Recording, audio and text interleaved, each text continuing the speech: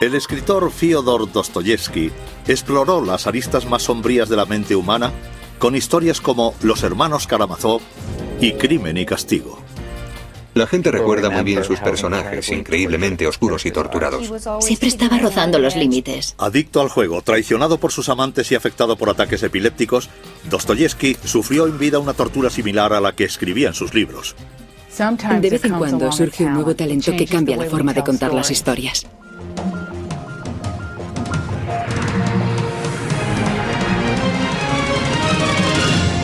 Biografía. Fyodor Dostoyevsky. Hoy en día, el escritor ruso Fyodor Dostoyevsky es conocido en todo el mundo como el último artista del sufrimiento. La imagen de Dostoyevsky es la de un escritor escabroso y atormentado que pasaba toda la noche despierto tomando café. Cuando la gente oye el nombre de Dostoyevsky, creo que lo asocian con un investigador algo enfervorizado, apasionado por encontrar la verdad, que vivía rozando los límites. El camino de Dostoyevsky hacia sus oscuras obras maestras fue tan colorido y sorprendente como las novelas que escribiría. Nacido en Moscú el 30 de octubre de 1821, Dostoyevsky pasó la mayor parte de su infancia en la casa que tenía su padre en el campo.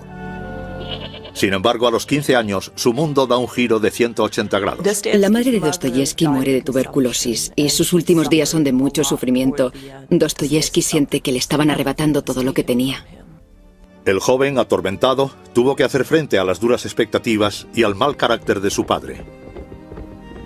Dostoyevsky mantenía una relación muy complicada con su padre, que no era precisamente un hombre fácil de llevar, y Dostoyevsky sabía que su padre era un terrateniente muy cruel.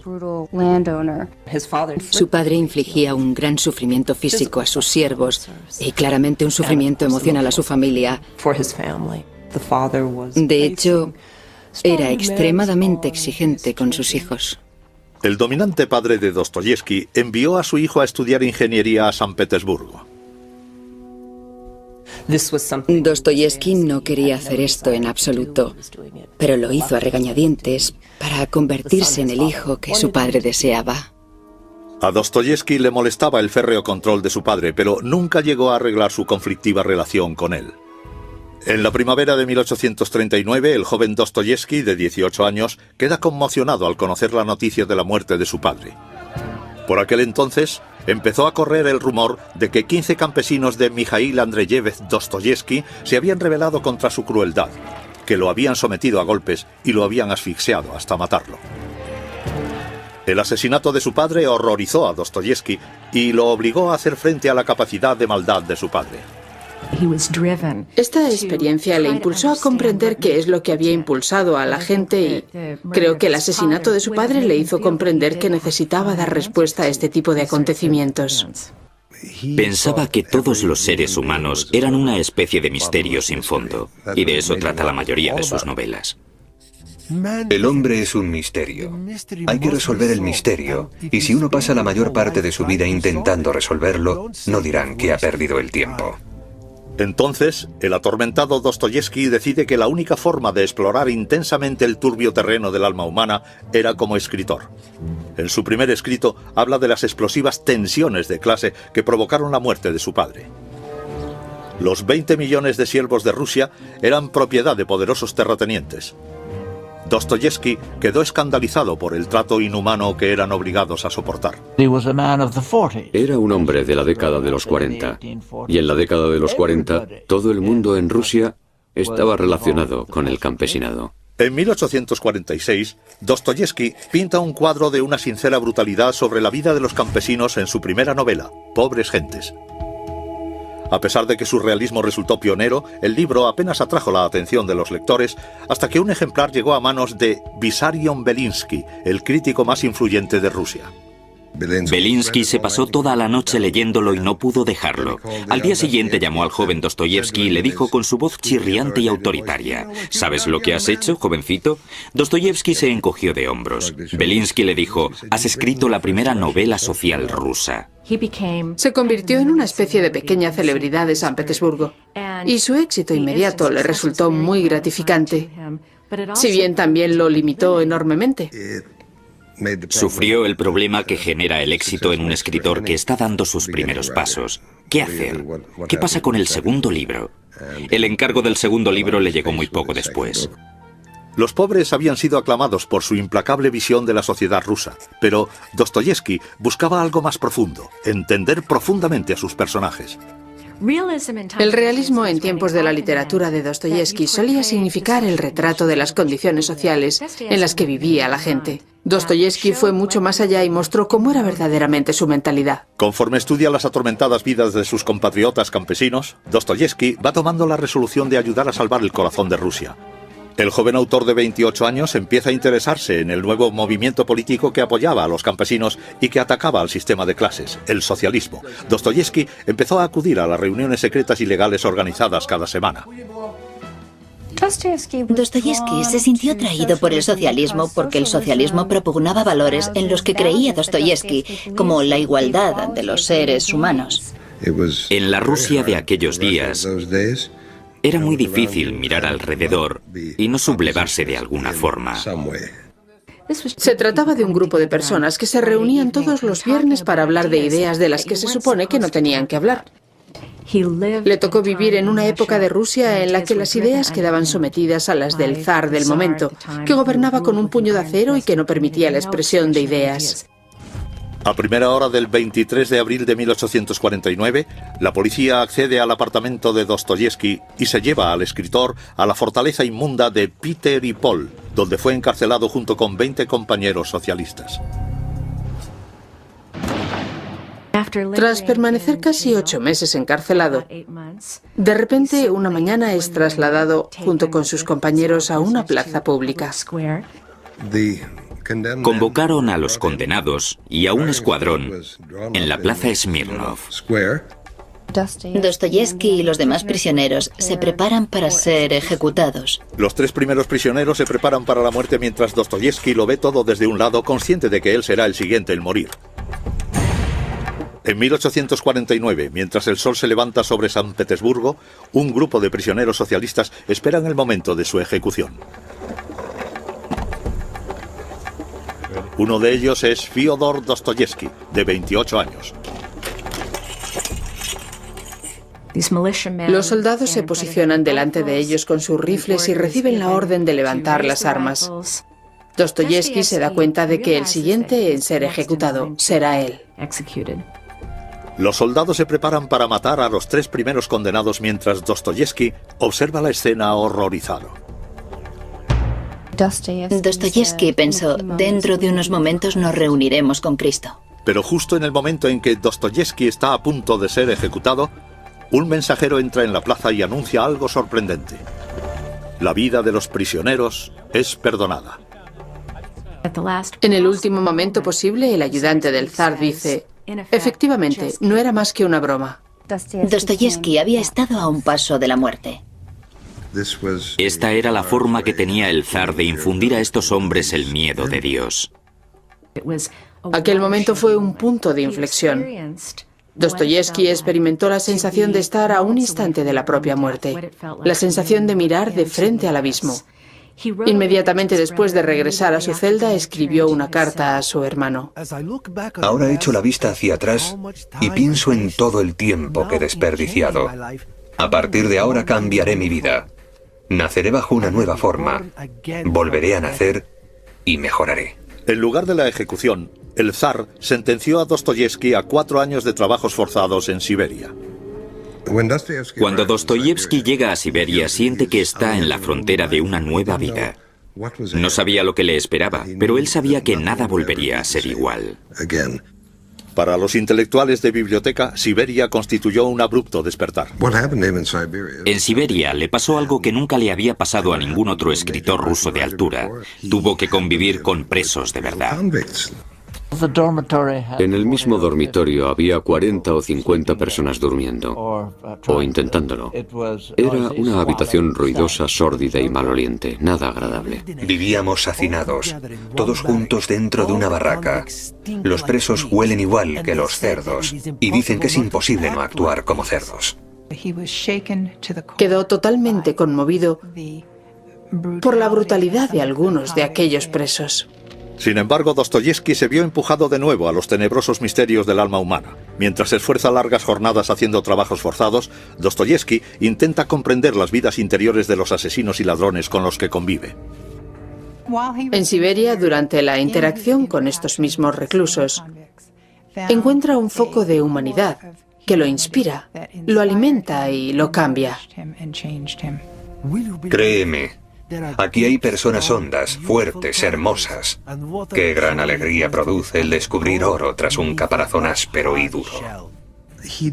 Descubre una nueva forma de vida que no era lo que él se imaginaba. Y también descubre la humanidad de aquellos asesinos. Obligado a hacer frente a la mezcla del bien y del mal en el alma humana, Dostoyevski se obsesionó con comprender la culpa, el pecado, el crimen y la redención. No cabe duda de que Dostoyevski vivió algún tipo de intensa conversión cristiana durante su estancia en la cárcel. He compuesto para mí mismo un símbolo de la fe. Creer que no hay nada más bonito, más profundo y perfecto que Cristo. Mientras busca el significado en medio de este brutal reducto, Dostoyevski llega a la creencia de que la perfección divina, similar a la de Cristo, era la clave para la salvación espiritual. El sufrimiento era enormemente importante para Dostoyevski, en parte por su forma de ver el cristianismo. Cuando pecas, sufres, y el sufrimiento es la forma de redimirte. El estereotipo es que adoraba o exaltaba el sufrimiento. No lo hacía por él, sino que lo hacía únicamente porque lo consideraba un paso imprescindible para trascender la dificultad. Dostoyevski se arriesga a ser castigado cuando empieza a escribir en secreto un diario en el que guarda sus nuevas creencias. No empieza con un programa para él, sino que sigue su propio camino, que encuentra simplemente escribiendo los cambios que notaba en él. A Dostoyevski siempre le interesaron los caracteres perturbados. Sin embargo, creo que esta experiencia en Siberia le permitió acceder a una dimensión totalmente diferente de posibilidades de la perturbación humana. Conocía a más asesinos que la mayoría de los novelistas. En 1854, Dostoyevski es finalmente liberado, pero su castigo no ha finalizado todavía. Es obligado a quedarse en Siberia y a servir al ejército ruso 6 años más. La vida de un soldado, con todas sus obligaciones, no es fácil en absoluto. No me estoy quejando, es mi cruz y me la he merecido. Mientras permanece en la remota ciudad de Semiplasnik, Dostoyevski conoce a la bella María Isaeva, de 30 años, de la que poco después se enamora. A pesar de ser pobre y de tener tuberculosis, los aires melodramáticos de María intrigaron al inquietante escritor. Era apasionada, exuberante, y la tuberculosis la mantenía en un constante y leve estado febril. Poseía esa intensa cualidad. Dostoyevski se casa con esta imposible mujer. Un matrimonio miserable, pero en el que la hondura de su amor por ella era incuestionable. Personalmente creo que lo que ella sentía por él era algo turbio. En 1859, Dostoyevski, de 37 años, regresa finalmente a San Petersburgo sin dinero y con una mujer. Había sido alguien, pero habían transcurrido 10 años. El mundo había cambiado, él mismo había cambiado. ¿Cómo recuperar un sitio, cómo recuperar su sitio en la vida cultural? Sin embargo, la carrera literaria de Dostoyevski queda entorpecida por sus problemas de salud. Padecía epilepsia, por lo que no era capaz de trabajar de forma tranquila y constante. En los últimos años, Dostoyevski había sufrido ataques graves que lo habían golpeado sin avisar y que lo habían dejado varios días incapacitado. Su epilepsia empeoró hasta tal punto que los médicos le instaron a que hiciese un viaje por los balnearios europeos. Dostoyevski se marcha de Rusia con la esperanza de recomponer su vida, pero en Europa se encuentra con más miseria que ayuda. En 1862, Fyodor Dostoyevski, de 42 años, recorre las grandes capitales europeas buscando desesperadamente empezar de nuevo. Su carrera como escritor se había atascado, sufría ataques epilépticos y estaba continuamente endeudado. La turbulenta vida de Dostoyevski la complicaba todavía más su atracción hacia las mujeres con fuerte carácter. Dostoyevsky solía relacionarse con mujeres muy inteligentes y a la vez dispuestas y capaces de admitir su inteligencia. El tipo de mujer por el que se sentía atraído Dostoyevsky era el conocido como la mujer infernal, relacionada de alguna forma con una existencia demoníaca. Una mujer atractiva, pero perturbada, y muy convincente al mismo tiempo. Mientras su mujer yace enferma de tuberculosis en San Petersburgo, Dostoyevsky cae presa de sus propios deseos.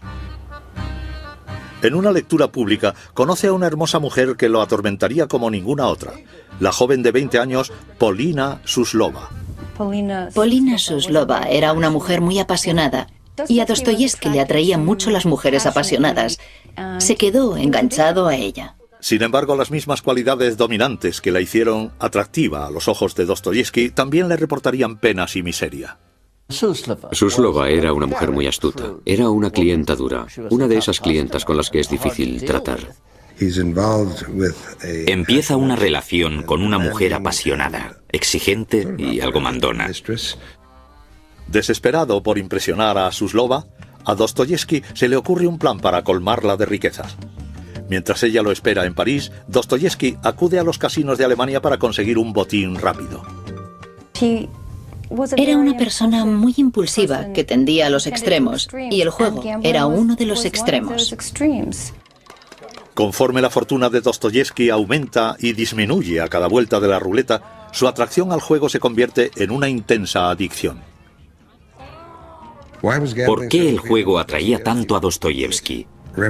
Porque representaba la posibilidad de cambiar el mundo, de cambiar tu mundo y tu posición en un solo segundo. Intentaba utilizar algún tipo de poder exclusivamente humano para predecir en qué casilla de la ruleta se pararía la bolita. Dostoyevsky se convence de que si se concentra mucho será capaz de predecir el trayecto de la bola de la ruleta. De verdad, conozco el secreto. Es terriblemente tonto y simple. Consiste en contenerse continuamente y en no dejarse llevar por la emoción.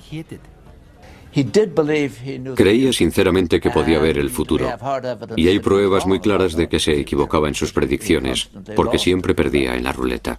Tras 4 días jugando día y noche a la ruleta, Dostoyevsky sale de su delirio y se da cuenta de que Suslova se había quedado esperándolo en París.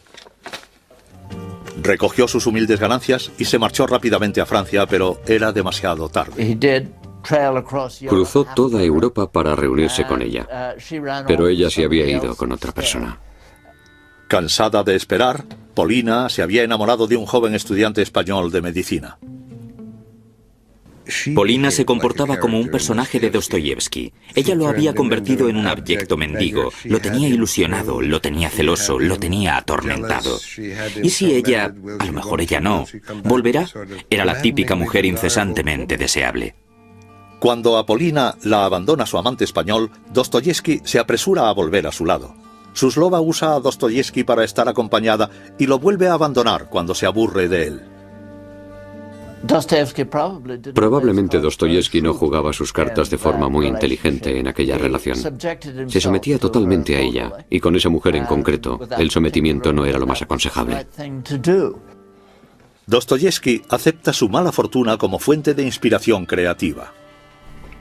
Estoy convencido de que ninguno de nuestros escritores, vivos o muertos, ha escrito nunca en unas condiciones comparables a las condiciones en las que invariablemente escribo yo. Que si Dostoyevsky sufría, por supuesto que sí. Tenía un temperamento propenso a sufrir crisis. Solía decir, soy como un gato, tengo 8 o 9 vidas y tengo que estar al borde de la crisis para concentrarme en mis pensamientos. En 1863, Dostoyevsky despilfarra sus últimos ahorros en los casinos de Alemania. Deprimido y abatido, regresa a Rusia y a su problemática vida familiar. Su mujer está en la última fase de la tuberculosis y la muerte era ya inminente. A pesar de las tiranteces en su matrimonio, la pareja se sigue amando profundamente. Al pie de la cama donde descansaba moribunda su mujer, Dostoyevski, de 42 años, no ceja en su empeño por comprender su angustiosa vida y se fuerza a sí mismo a escribir. Ahora me encuentro en una situación tan tormentosa que no sé qué es lo que va a suceder. Quizás un desastre, pero personalmente tengo fe en lo que pueda venir. Observa el deteriorado estado de salud de su mujer y se inspira en su desesperación para crear una ficción apasionante. En abril de 1864 termina su oscura historia Memorias del subsuelo. Un mes después muere su esposa. Precisamente durante estos momentos tan extremos, él siente que aparece la verdad sincera del ser humano. Todo lo que escribió Dostoyevski surgió del caos de su vida. En busca de estas intensas verdades humanas, Dostoyevski rompe el molde de la novela convencional. Considera que la mayoría de los héroes literarios reflejaban ideales abstractos en lugar del verdadero caos y los defectos del alma humana. Dostoyevski fue el escritor que dijo: esto no cuenta toda nuestra historia, y no debemos olvidar los aspectos irracionales del ser humano y del comportamiento humano. El antihéroe revolucionario de Dostoyevski, el hombre clandestino, personificaba la realidad insignificante, desagradable y censurable de la mente humana. Desafío a cualquier lector actual a leer esta novela. Seguro que desde el primer párrafo quedan enganchados. Soy un hombre enfermo, soy un hombre despreciable, soy un hombre malo. Conforme el hombre clandestino busca su significado en un mundo de locos, sus compañeros lo ridiculizan y lo humillan durante una discusión con una prostituta. Creo que le correspondía a Dostoyevski ser el primero en la cultura rusa en situar la acción con el narrador en una cama, con una prostituta, discutiendo con ella. Eso sí que es revolucionario. Dostoyevski alardeaba de haber sido el primer autor en retratar al verdadero hombre de la mayoría rusa en toda su fealdad y su tragedia. Con el fin de captar la vida en los márgenes de la sociedad del hombre clandestino, Dostoyevski explora la brutal realidad de las volubles ciudades rusas. Memorias del subsuelo es una especie de retrato de la vida de San Petersburgo. En esta ciudad todo el mundo está solo. Dostoyevski lo percibió, y de ahí que retratara a la gente en el camino a ese aislamiento total y metafísico. Hemos nacido muertos, y desde hace mucho tiempo nuestros padres han dejado de vivir, y esto cada vez nos gusta más. Con el tiempo nos va gustando más. La historia que escribe de un marginado que lucha por sobrevivir en una ciudad sin corazón traza un nuevo camino para otros artistas que se enfrentaban a los miedos y ansiedades urbanos. El legado de Dostoyevski como poeta de la ciudad es enorme. Se puede ver en películas como las de Scorsese. Y sin duda, San Petersburgo está lleno de calles infestadas de maldad. Los directores de cine, desde Stanley Kubrick a Michael Mann, han reforzado la oscura visión de Dostoyevski sobre los peligros que acechan a las ciudades modernas. Dostoyevski fue uno de los primeros escritores en abordar verdaderamente qué significa ser una persona en el mundo moderno y lo difícil que puede resultar el propio lugar en él. A pesar de la perspectiva visionaria de Dostoyevski sobre el corazón de la ciudad, su libro Memorias del subsuelo, publicado en 1864, recibió todo tipo de críticas. El fracaso y la mala fortuna rodearon siempre su vida, y Dostoyevski estaba a punto de conmocionar a los lectores rusos una vez más con su ácido retrato de un asesino, Crimen y Castigo. A pesar de que Dostoyevski escribió Crimen y Castigo hace casi 150 años, continúa conmocionando a los lectores de hoy en día. Crimen y Castigo no se parece a nada que yo haya leído. Lo único que yo quería era asegurarme de que no iba a haber nadie alrededor que me molestase mientras leía cada una de las intensas escenas. La novela me afectó enormemente. Cuando la terminé pasé varios días con dolor de cabeza. Esta horrible historia estaba cargada del caos emocional de la propia vida de Fyodor Dostoyevski. En 1864, a los 43 años, tenía en mente la muerte de dos de las personas más cercanas a él, su mujer María y su hermano Mijail. Y entonces me vi allí solo, una sensación horrible. No había ningún alma viviente que pudiese llenar el hueco dejado por ambos. No me quedaba literalmente ninguna razón para vivir. Dostoyevski asumió todas las deudas de la familia de su hermano. Eso hizo que se preocupara obsesivamente por encontrar la forma de conseguir dinero. En medio de una situación económica cada vez más desesperada, el impulsivo Dostoyevski vuelve a los casinos europeos, empujado por la visión de dinero fácil. Viajó mucho, escapando de los acreedores. Era un adicto al juego. Pero en Wiesbaden pierde todo en una partida a la ruleta. Desesperado por encontrar fondos, su única esperanza es ahora vender una nueva historia a su editor. Dostoyevski trabajó contrarreloj escribiendo con oficio una desconcertante historia de asesinato, culpa y salvación que titularía Crimen y Castigo. Esta es la descripción psicológica de un crimen. Un hombre joven que decide salir bruscamente de su detestable situación. Está decidido a matar a una determinada mujer. Dostoyevski recibe un modesto avance por el libro y se lo gasta rápidamente en pagar las facturas del hotel y en comprar un billete de vuelta a los suburbios de San Petersburgo. Cuando Dostoyevski escribió Crimen y Castigo, vivía en una situación de pobreza extrema. Cuidar de su familia y conseguir un nuevo avance por su libro le genera una gran ansiedad. Y todo eso alimenta su creatividad. La problemática vida de Dostoyevski la complican todavía más sus ataques epilépticos. Con suerte, la epilepsia solo le golpeaba de vez en cuando y lo dejaba incapacitado 2 o 3 días. Vivir al día, sin saber qué va a pasar al día siguiente, seguramente afectó su forma de escribir. Sus novelas están repletas de gente que se ha quedado con una mano delante y otra atrás. Dostoyevski convierte una vez más su agonía personal en inspiración literaria. La epilepsia era un misterio que lo dejaba incapacitado, y eso fue alimentando la leyenda que lo rodeaba. Una gran historia cuando eres un novelista romántico. Muchos de sus personajes están tan atormentados como él. Están atormentados por cuestiones espirituales, por su falta de dinero, por su hambre de dinero, por la soledad. Esto es algo característico en la novela de ideas de Dostoyevski. Una novela debería enseñar a la gente que en estos momentos es precisamente cuando surge nuestra verdadera personalidad. Dostoyevski crea una pesadilla urbana que disuadía y atraía por igual a los lectores hacia la mente de un asesino enloquecido, Rodion Raskolnikov. Dostoyevski era un maestro en la representación de los estados extremos del ser humano, de los extremos del comportamiento y de los extremos de la psicología. Raskolnikov, universitario fracasado y marginado social, decide que una determinada prestamista no se merece vivir y entonces la mata. Dostoyevski utiliza este sencillo y a la vez horrible argumento para explorar la crisis espiritual y moral de su personaje. Al final del capítulo ya sabes quién lo ha hecho. Has visto cómo lo ha hecho y sin embargo es un thriller. Sin embargo estás inquieto en tu asiento pensando, ¿y ahora que lo ha hecho, qué le va a pasar a este hombre? Crimen y Castigo no es una novela para encontrar al asesino, sino que busca razones. Dostoyevski obliga a los lectores a explorar el espeluznante terreno de un asesino que se pelea con su conciencia. El lector experimenta la sensación de ver el mundo a través del enfervorizado cerebro del joven asesino del hacha. Hay gente que divide las novelas en 2 grupos. Las que te dicen lo que ha pasado y las que te describen lo que ha pasado.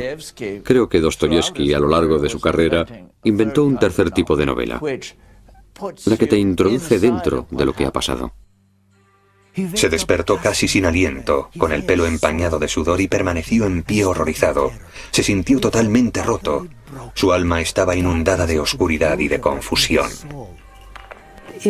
En un reflejo muy fidedigno de los sucesos contemporáneos, de los crímenes que acababan de producirse. Dostoyevski utiliza de nuevo la ficción para iluminar la crisis espiritual de Rusia. Muchos rusos emigraban en masa a las ciudades, por lo que los periódicos se inundaban de historias secundarias de crímenes no resueltos. La publicación de Crimen y Castigo en 1866 electrificó a la temblorosa opinión pública con el minucioso retrato de un héroe perturbado. Crimen y Castigo se convierte inmediatamente en un éxito de ventas. Hay un historiador que afirma que todo el mundo la leyó y que algunos caían profundamente enfermos. La gente reaccionó horrorizada y dijo, es un libro apto para que los médicos lo lean en los manicomios. Dostoyevski se ocupó personalmente de responder a las críticas. Lo que vino a decir fue, la gente que dice eso es poco realista y no ve el mundo en absoluto como yo. No lo ven con tanta claridad o con tanta sinceridad. Solía decir, todas estas tragedias, crisis y desastres que leéis en mi ficción son reales. Tengo una caja entera llena de recortes que lo demuestran, que todo eso pasó verdaderamente.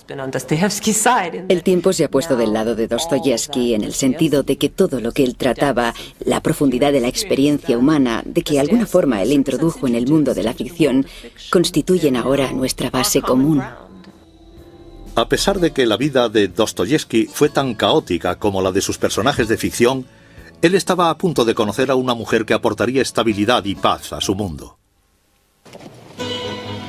A pesar del éxito de Crimen y Castigo en 1866, Fyodor Dostoyevski no queda satisfecho. Con el ansia de captar la realidad de la vida social y espiritual de Rusia, su afán perfeccionista lo atormentaba. No estaba dispuesto a comprometer su arte por una seguridad económica. Dostoyevski era un artesano, algo de lo que se suele olvidar la gente. Era un profesional, pero se tiende a pensar que él escribía libros con facilidad. Y no es así. Escribía borrador tras borrador. Era muy exigente consigo mismo. Incluso cuando estaba atravesando penurias económicas, si no le gustaba cómo estaba discurriendo una novela, la tiraba y la volvía a empezar desde cero. Dostoyevski se ve en una situación dramática al comprometerse a entregar una novela a un editor o a perder los derechos sobre todo lo que había publicado. Dostoyevski está tan desesperado por obtener un avance que accede a unas condiciones muy poco razonables. Ahora solo le queda un mes para terminar una novela entera. Uno de sus amigos tuvo una idea que pensó que podía ser útil: contratar a una taquígrafa. El autor contrata a la joven de 20 años, Anna Snitkina, para dictarle la obra. En el transcurso de su colaboración, Dostoyevski se da cuenta de que finalmente ha encontrado a alguien en su vida que lo estaba ayudando. Durante la mayor parte de su vida adulta se había sentido atraído hacia mujeres trastornadas o exigentes. Sin embargo, esta era distinta. Por fin había encontrado a la mujer adecuada, fuerte, sensata, enormemente cariñosa y totalmente volcada sobre él. Tras un mes de trabajo incesante, Dostoyevski termina a tiempo la novela El jugador con la ayuda de Ana. El escritor tenía la impresión de que Ana sería capaz de vivir con los reveses que él dirigiría en su dirección. Terminó El jugador y poco después pidió su mano. Ana acepta y contraen matrimonio en febrero de 1867. Sin embargo, su dicha pronto queda eclipsada por la perenne confusión personal del escritor. La noche de bodas, Ana se queda abrumada por la terrible realidad de la epilepsia de su marido. Con gran dolor de mi alma, el ataque se repitió 1 hora después del primero. Y entonces lo hizo con tal virulencia que durante 2 horas Fyodor, ya consciente, gritó de dolor con todas sus fuerzas. A pesar de que las crisis emocionales y físicas de Dostoyevski alimentaban su capacidad creativa, estas también atormentaban a su esposa. No me cabe la menor duda de que él era una persona muy irritable y muy difícil de tratar. Al principio de la relación la trataba muy mal, mientras jugaba, y ella lo aceptaba. Apostó en el juego todas las joyas y toda la ropa de su segunda mujer. Siempre pensaba que la siguiente partida sería la buena, que ganaría mucho dinero y que se alegraría mucho. Pero entonces lo perdía todo. Cuando los acreedores lo amenazaron con mandarlo a la cárcel, Dostoyevski empezó a imaginarse un oscuro futuro. Sin embargo, Ana, cuyo comportamiento tranquilo enmascaraba a una decidida mujer, terminó hartándose. Ana tenía las ideas muy claras sobre qué tenía que hacer para que funcionara su matrimonio con Dostoyevski. Sabía cómo tratar a un hombre difícil y apasionado. Ella aportó una estabilidad insólita en su vida. Fue ella quien asumió todos los asuntos económicos y quien se ocupó de editar todas sus obras. A pesar de la tranquilidad que acababa de encontrar, Dostoyevski está más decidido que nunca a explorar el lado oscuro de la naturaleza humana. Nunca dejó de buscar los sucesos límite o terribles que se estaban produciendo en la sociedad, que era lo que quería abordar en su ficción. En novelas como El idiota y Los endemoniados, Dostoyevski vuelve a sumergirse en la vida espiritual de los marginados y de los inadaptados. Cada vez que escribía una nueva historia, los rusos consideraban a Dostoyevski cada vez más un símbolo literario y moral. Es increíble ver cómo en los años 70 se hace famoso en Rusia, ver cómo es respetado por los jóvenes y cómo de alguna forma obtiene su justa recompensa. Desde sus primeros días como socialista, los escritos de Dostoyevski abordan los problemas más acuciantes de Rusia. Entonces empieza a utilizar su recién encontrada fama para atraer más la atención sobre sus ideas. La misión que se había impuesto a sí mismo era escribir sobre realidades que se estaban produciendo. Quería ser testigo de ellas, sentir el pulso de la nación. En 1873, Dostoyevski encuentra una salida más directa para su crítica social. Empieza a publicar un diario de tirada mensual llamado Diario de un escritor. El formato de diario de un escritor podía cambiar de mes a mes, pero generalmente Dostoyevski elegía acontecimientos que se habían producido recientemente y no tanto informaba de ellos, sino que más bien reflexionaba sobre ellos y desarrollaba sus ideales al respecto. Dostoyevski se alejó de las profundas búsquedas del alma de los relatos de ficción y creó un enérgico púlpito desde el que moldear la opinión pública. Dostoyevski es mucho más político en Diario de un escritor, digamos que más franco, es más incisivo en Diario de un escritor. El temperamento de Dostoyevski era extremo. Era impaciente y extremo en sus ideas políticas. Además, era categórico en sus perspectivas religiosas. La moral obsesiva de Dostoyevski también tenía un aspecto beligerante. Su diario sirvió para dar salida a sus grandes miedos y prejuicios. Es indudable que Dostoyevski era antisemita, y de hecho era bastante extremista. A pesar de que sus novelas abarcaban el abanico completo de experiencias humanas, la escritura de su diario revelaba que también era odioso e intolerante. ¿De verdad sirve de ejemplo esta muchedumbre de triunfadores judíos despreciables que han inundado Rusia? Su existencia en el mundo era tan inferior con respecto a su existencia como creador-escritor que es muy complicado hablar de ambas a la vez. El por qué este hombre podía escribir tales novelas rebosantes de humanidad es una de las grandes preguntas no contestadas del arte. A pesar de sus encendidas críticas, Dostoyevski nunca perdió de vista su deseo de obligar a los lectores a explorar los misterios del alma humana, un deseo que lo llevó de vuelta a la ficción. Él quería ejercer de profesor y se dio cuenta de que las novelas eran una forma más intensa de enseñanza que los diarios. A la edad de 60 años, Dostoyevski ha obtenido muchos logros, pero todavía siente que le falta algo por hacer. Mientras Rusia vive al borde del inicio de la revolución, Dostoyevski se desespera por redactar un escrito épico espiritual que salvase el alma de su país. En la década de los 70, Rusia encumbra a Fyodor Dostoyevski como uno de sus grandes literatos y de sus voces morales. Dostoyevski era el tipo de escritor al que le gusta cuidar de sus lectores. Se veía a sí mismo como un profeta y en sus novelas se esforzaba por condensar las grandes cuestiones de su tiempo. El autor, de 60 años, viendo las grandes dificultades que asolaban su país, sentía que tenía que alzar la voz. La Rusia zarista era un imperio inmenso que se desmoronaba bajo su propio peso.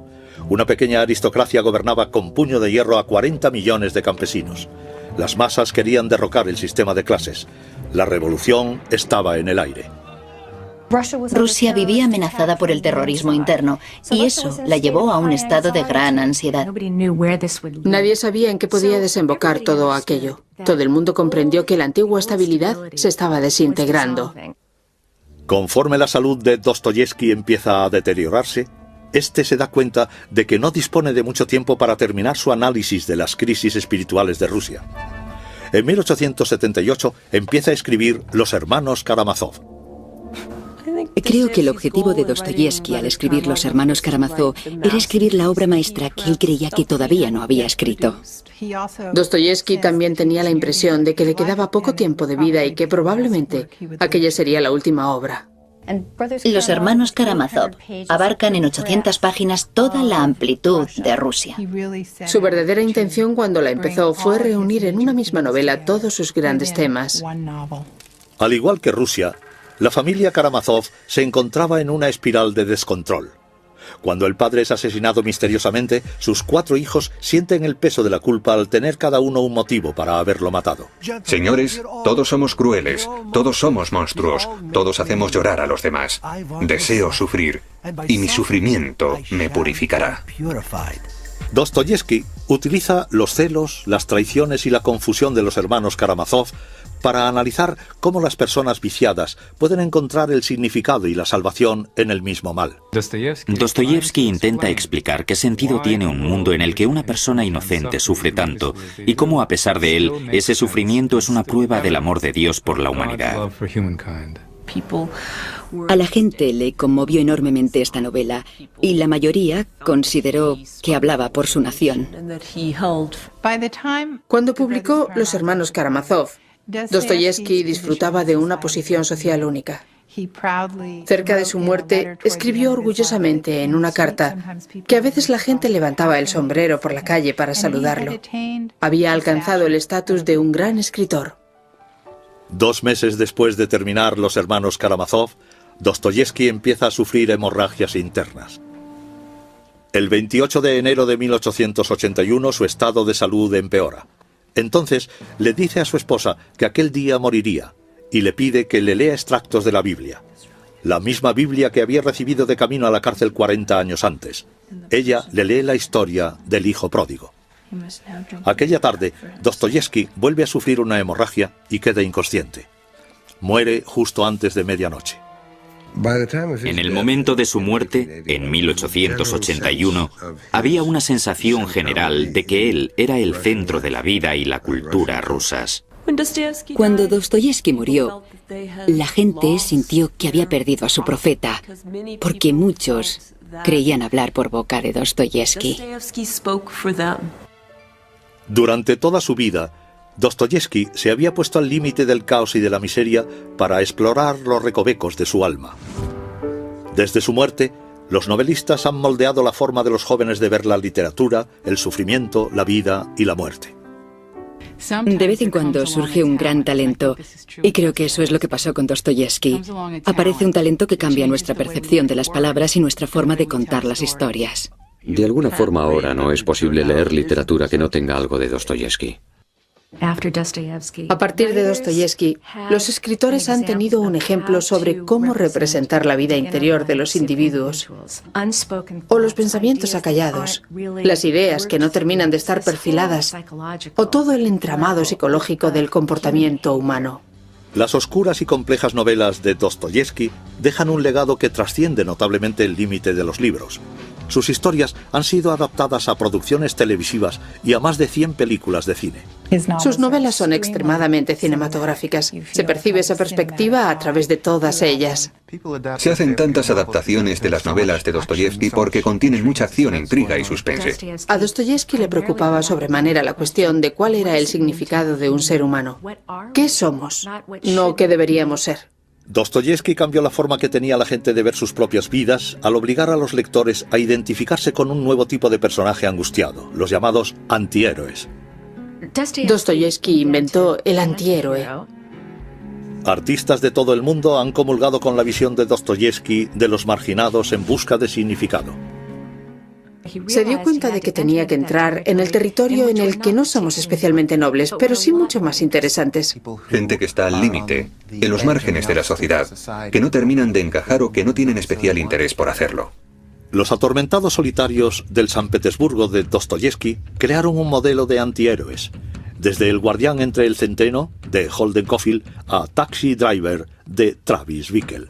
Dostoyevski descubrió cómo alguien puede entrar en guerra consigo mismo. Dostoyevski tenía una percepción increíble de las contradicciones inherentes de la psicología humana. Está interesado en los seres humanos, en su vida interna y en su comportamiento irracional. Creo que en el futuro la gente seguirá leyendo a Dostoyevski por las mismas razones que ahora. Aprendió a escribir novelas que te golpean con la contundencia de una tonelada de ladrillos.